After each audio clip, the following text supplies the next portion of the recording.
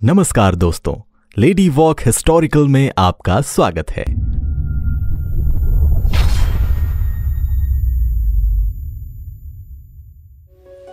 चलिए आज रुख करते हैं मानेश्वर मंदिर का। मानेश्वर मंदिर, यहां है मानसरोवर का जल।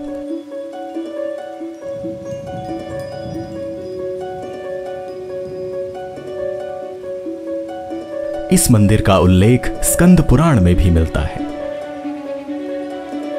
मानेश्वर आदि कैलाश जाने का पहला पड़ाव है। बिना मानेश्वर के दर्शन के आदि कैलाश की यात्रा अधूरी मानी जाती है। पहले बता चुके कि आदि कैलाश का पहला पड़ाव था। आज वाहन आवागमन के साधन हो गए, तो कई प्रकार के हैं, लेकिन जब लोग पैदल चलते थे तो ये पहला पड़ाव था आदि कैलाश जाने का। यहाँ आके पड़ाव भगवान भोलेनाथ का जल चढ़ाना, उसके बाद आगे की यात्रा प्रारंभ करना, यहीं से प्रारंभ होता था। आदि कैलाश के बाद मानेश्वर एकमात्र ऐसी जगह है जहां भगवान शिव साक्षात विराजमान है। तो ये तो साक्षात शिव की कृपा है, मानस खंड में है। जैसे आदि कैलाश में भगवान भोलेनाथ विराजमान रहते हैं, वैसे यहाँ भी भगवान भोलेनाथ विराजमान साक्षात शिव के रूप में, ये मानसेश्वर महादेव के रूप में यहाँ विराजमान है। इसका निर्माण चंदवंशीय राजा निर्भय चंद ने 8वीं शताब्दी में कराया था। मंदिर लोहा घाट से तकरीबन 6 किलोमीटर की दूरी पर स्थित है।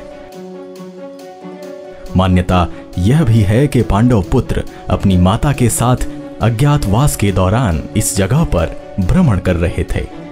उसी दौरान आमल की एकादशी के दिन राजा पांडु की श्राद्ध की तिथि थी और कुंती ने प्रण किया था कि वो श्राद्ध मानसरोवर के जल में ही करेगी। कुंती ने ये बात युधिष्ठिर को बताई। उन्होंने अर्जुन से माता के प्रण को पूरा करने को कहा। अर्जुन ने गांडीव धनुष से बाण मारकर उसी स्थान पर मानसरोवर की जलधारा पैदा की और इस जलधारा को आज भी वहां देखा जा सकता है।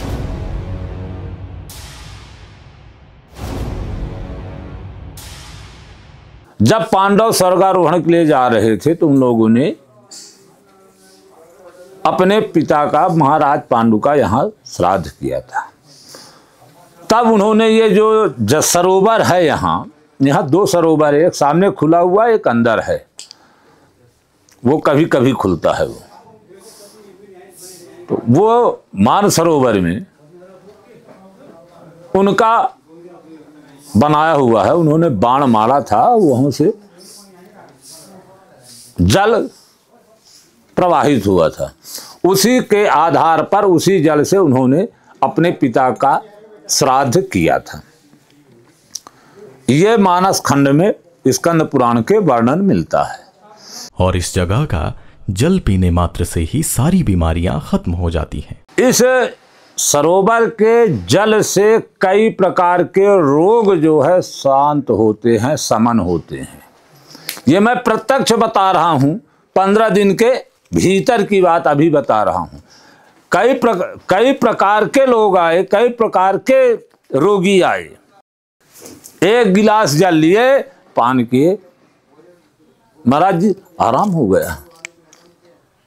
जैसे मुझे कोई बताया वो एक कष्ट है, सरोवर है, सरोवर का जल पी लो गिलास, वो जाके पिया, महाराज जी आराम हो गया। ऐसे कई प्रकार के रोग इस सरोवर से ठीक हो रहे हैं।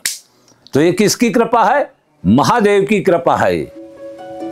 उत्तराखंड की ऐसी ही ऐतिहासिक और रोमांचक कहानियों के लिए सब्सक्राइब कीजिए लेडी वॉक हिस्टोरिकल को और कमेंट करके बताइए कि आपको कहानियां कैसी लग रही हैं।